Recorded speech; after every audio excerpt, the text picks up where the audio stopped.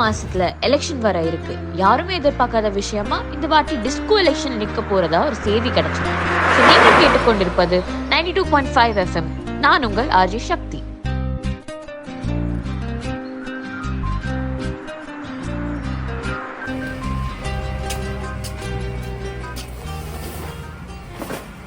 தம்பி, மெடிக்கல் படிப்பா, லைஃப் ரொம்ப நல்லா இருக்கும்.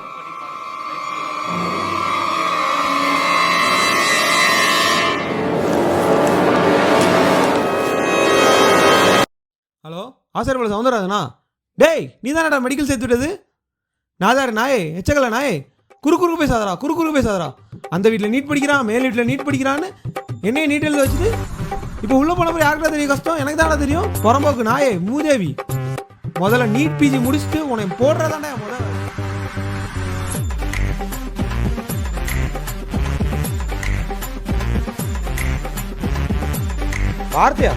வார்த்தை வரதாண்டா செய்யும். டேய், சிலிண்டர் காலேஜ் இன்னைக்கு நீங்க வெளியே தான் சாப்பிட்டோம். சிலிண்டர் காலேஜா? சிலிண்டருங்களா? நீ தாண்டா காரணம். சிலிண்டர் நீ தாண்டா காரணம். உன் சாவி என் கையில தாண்டா. மச்சான் உன்கிட்ட பேசுறா.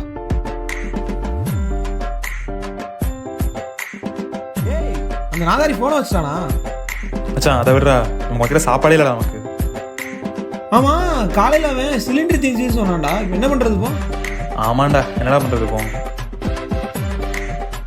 நான் என்ன பண்றேன்னா, பேசாம ஜூனியர் கால் பண்ணி சாப்பாடு கொண்டு வர சொல்லுங்க. அது வேணா பண்ணலாம். ஹலோ, என்னடா திட்டிகிட்டே வந்திருப்பீங்களே? சார், உங்களை திட்டுவோமா? சாப்பிட்டு போங்கடா. இல்லை சார், போஸ்டிங் போகணும். எப்படி போஸ்டிங்காக போக போறீங்க? அட்டெண்டன்ஸ் போட்டு ரூம்ல தூங்க தான் போறீங்க.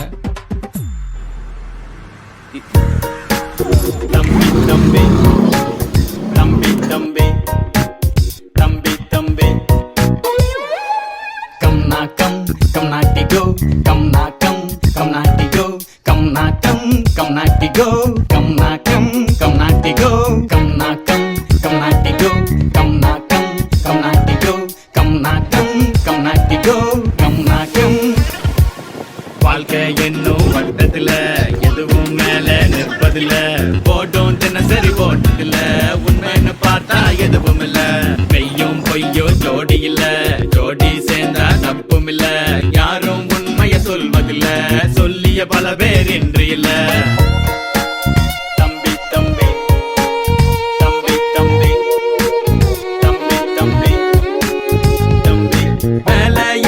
வேலையில்ல மூளை போடும் திட்டம் இது, உண்மை உறங்கும் நேரத்துல சூது கவ்வும் நேரம் இது. கம் நாட்டி கோ கம் நாட்டி கோ கம் நாட்டி கோ.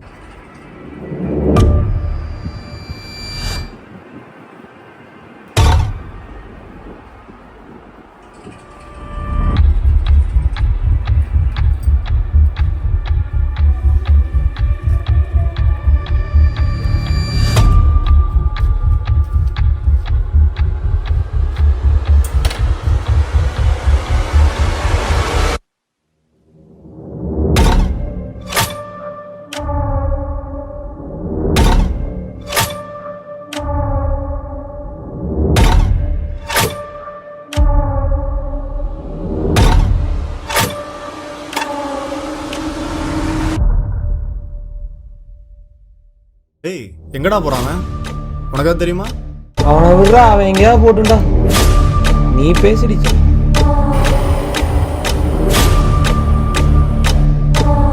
மச்சான், மங்காத்தா ரீலில் டிக்கெட் புக் பண்ணியாச்சு, போவா? சூப்பரா. டேய், நீ என்னடா இப்பவே? நான் கூட வரலடா, எனக்கு வெளியே வேலை இருக்கு. டேய், எங்கடா வெளியே போயிட்டு இருக்க?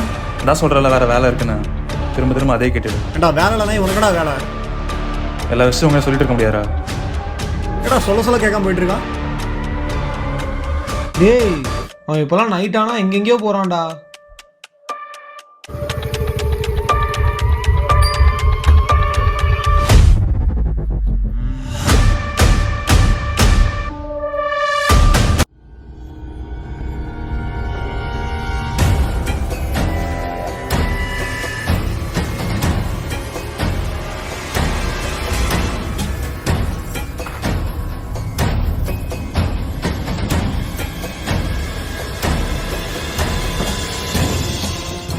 டேய் ஏன்டா ஏன் உட்காந்துருக்க?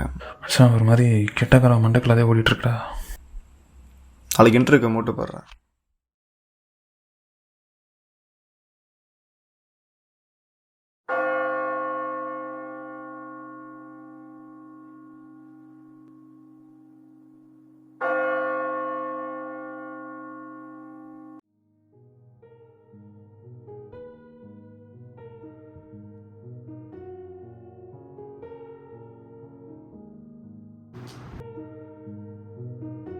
இப்போ எப்படி ஃபீல் பண்ணுறீங்க? இல்லை டாக்டர், என்னால் இன்னும் அதை விட்டு வெளியே வர முடியல. என் மைண்டு ஃபுல்லாக அதை பற்றி யோசிச்சுட்டே இருக்கேன். நைட்டெல்லாம் தூக்கம் வர மாட்டேங்குது. போதே உங்களுக்கு ஹெப்படைட்டிஸ் பின்னு நம்ம லேட்டாக தான் டயக்னோசிஸ் பண்ணோம்.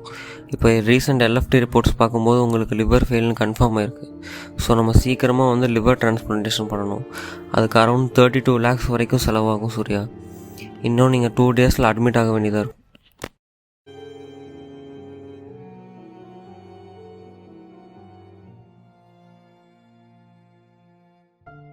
டே ஆல்பர்ட், என்ன மச்சான், ஆள் ஓகே இல்லை? Interview select ஆகிட்டியா? சர்ச்லாம் வர சொல்லியிருக்க? இல்லைடா, நீங்கள் நான் இன்டர்வியூவே போகல. ரெக்கமெண்ட் பண்ணி ஏன்டா இன்டர்வியூ போல? என்னடா ஆச்சு? மச்சான் எனக்கு ஹெப்படைட்டிஸ் பி பாசிட்டிவ்ரா. ஹெப்படைட்டிஸ் பி பாசிட்டிவா? டேய் இதுக்கு தான் நைட் டைம் வெளியே போயிட்டு இருந்தே நீ? இல்லைடா, ஏதோ ஒரு ஹாஸ்டலில் தெரியாமல் பண்ணிட்டேன். என்னடா அவசரம் உனக்கு?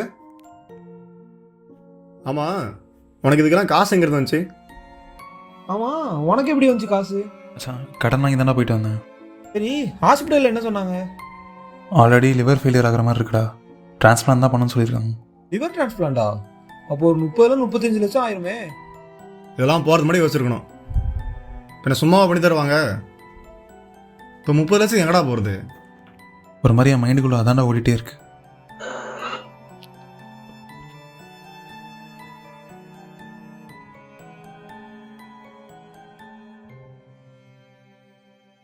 ஹலோ ஹலோ, ஆல்பர்ட் பேஷண்ட்டோட அட்டெண்டரா? ஆமாம் சார். அட்மிட் ஆகி 2 days ஆச்சு, இன்னும் பில் செட்டில் பண்ணாமல் இருக்கீங்க.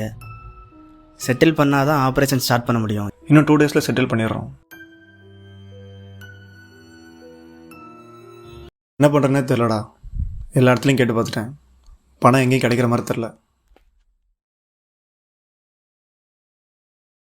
டேய், என்கிட்ட ஒரு ஐடியா இருக்குடா. கேரளாவில் என் சித்தப்பா ஒருத்தர் இருக்கிறாரு. அவர் கொஞ்சம் பெரிய கை தான். நாளான்னைக்கு அவரை போய் பார்க்கணும். ஆனால் அவர் சொல்கிற விஷயம்லாம் கொஞ்சம் ரிஸ்க்கு தான் பண்ணுறதுக்கு. ஆனால் அதை பண்ணிட்டோன்னா கண்டிப்பாக நமக்கான காசு கிடச்சிடும்.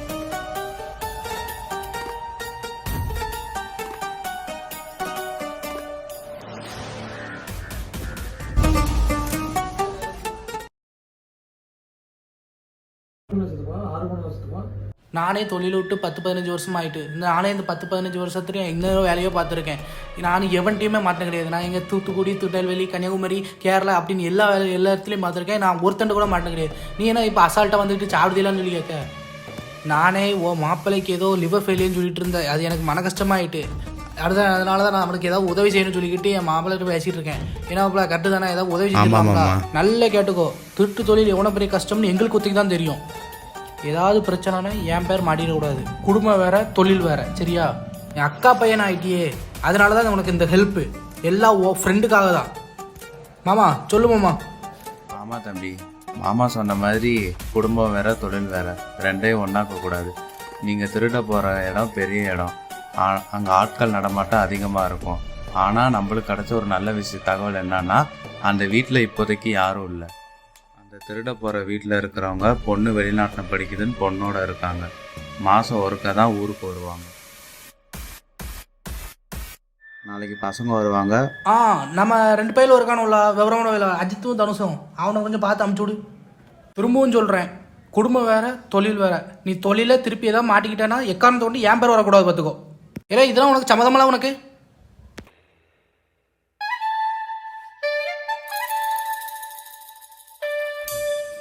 என்னடா லான்ச் உன் செத்துப்பேன் ஆளா பார்த்தா அப்படின்னு தெரியலையே. சாரே, don't judge a book by its cover. எனக்கு 16 வருஷம் எக்ஸ்பீரியன்ஸ். சாரே, எனக்கு 18 வருஷம் எக்ஸ்பீரியன்ஸ். டேய், உங்கள் வயசே அவ்வளோதானடா. सारे वर्कलेस स्टाफ என்னடா பேசுகிறேன்?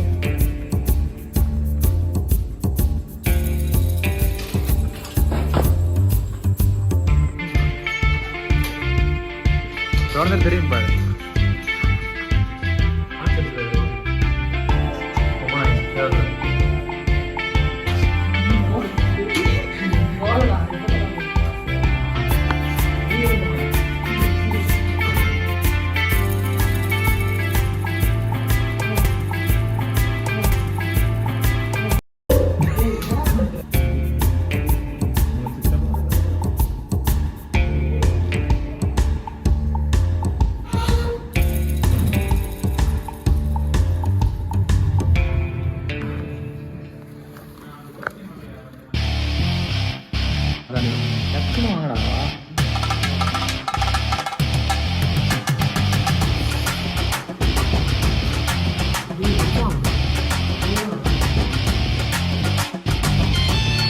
டேய் மச்சான், இது ஆள் வீடுறா.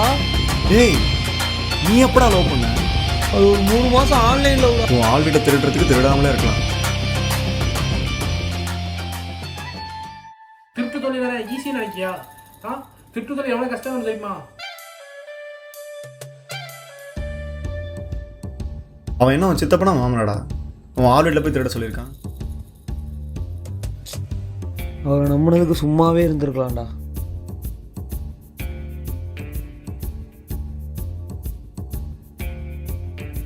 இன்னும் 3 நாளில் எலெக்ஷன். அந்த 2 கோடி ரூபா கருப்பு பணத்தை டிஸ்ட்ரிபியூட் பண்ணியே ஆகணும். இல்லை எலெக்ஷன் ரிசல்ட் பார்க்கவே நம்ம யாரும் உயிரோடு இருக்க மாட்டோம்.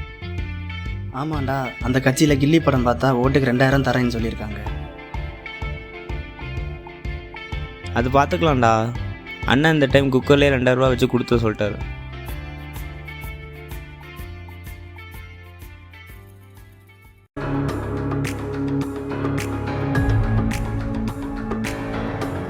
ஹலோ, சொல்லு பாருண்ணா. அண்ணா, எங்கண்ணா இருக்கீங்க? இதோ இங்கே தான் கட்சி ஆஃபீஸில். இல்லைண்ணா, டிஸ்கோவை பற்றி கொஞ்சம் பேசணும். டிஸ்கோவை பற்றியா? அவனை பற்றி இந்த நேரத்தில் என்ன பேசணும்? அண்ணே, ஃப்ரெண்டோட ட்ரீட்மெண்ட்டுக்கு ஒரு 50 லட்சம் தேவைப்படுதுண்ணே. அதுக்கு தான் டிஸ்கோவோட கருப்பணத்தை அடிக்கலான்னு இருக்கோம்.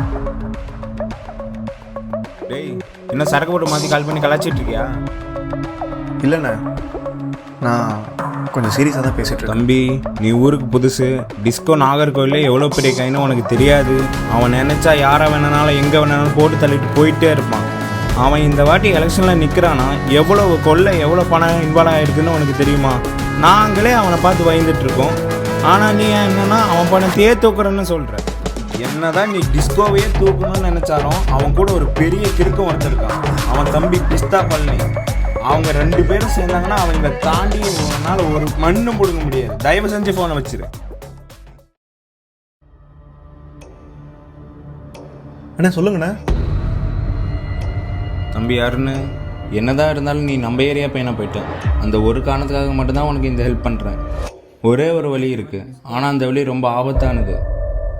டிஸ்கோ நீ நினைக்கிற மாதிரி சாதாரணமான ஆளே கிடையாது. அவனுக்கு அவன் உயிருக்கு உயிராக இருக்க பிஸ்தா பழனி மட்டும்தான். அந்த பிஸ்தா பழனியை தூக்குனா மட்டும்தான் உங்களால் அந்த பணத்தை அடிக்க முடியும். என்னதான் பிஸ்தா பழனி பெரிய ஆளோட தம்பியாக இருந்தாலும் அவனுக்கு பொம்பளை வீக்னஸ் இருக்குது. அவன் வாரம் செவ்வாய்க்கிழமைனா வடச்சேரி பஸ் ஸ்டாண்ட் கண்டிப்பாக வருவான். நாளைக்கு செவ்வாய்க்கிழமை நீங்கள் கரெக்டாக பிளான் பண்ணி நாளைக்கு அவனை தூக்கிட்டிங்கன்னா அந்த 50 லட்சம் உங்களுக்கு தான்.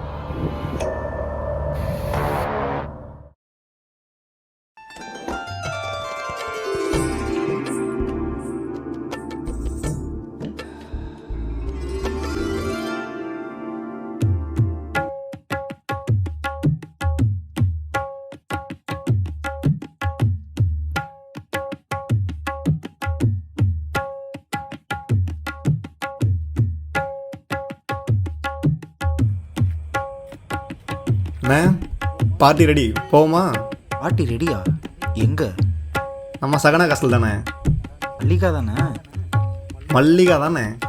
மல்லிகா மல்லிகா மல்லிகா மல்லிகா மல்லிகா மல்லிகா மல்லிகா மல்லிகா மல்லிகா மல்லிகா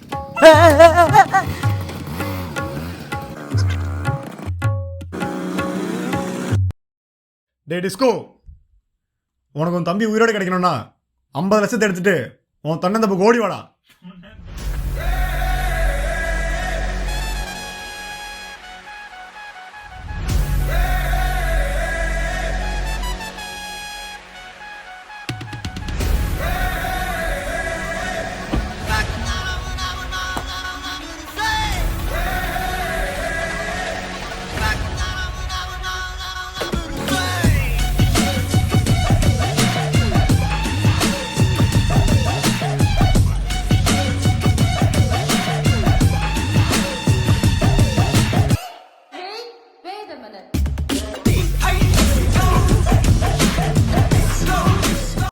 டே டிஸ்கோ, நீ என்ன பேர் பருப்பாடா?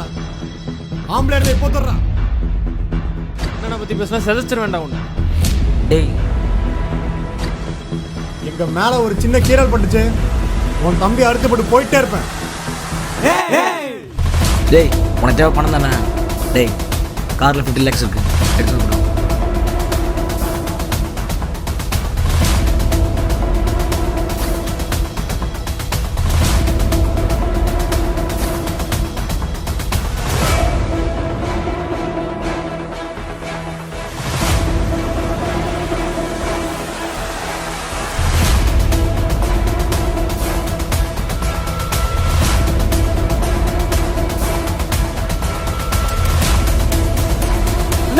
அண்ணே அவன் சும்மா விடக்கூடாதுண்ணே. அவனே நீ பண்ண வேலைக்கு டேய் கூட்டவனா?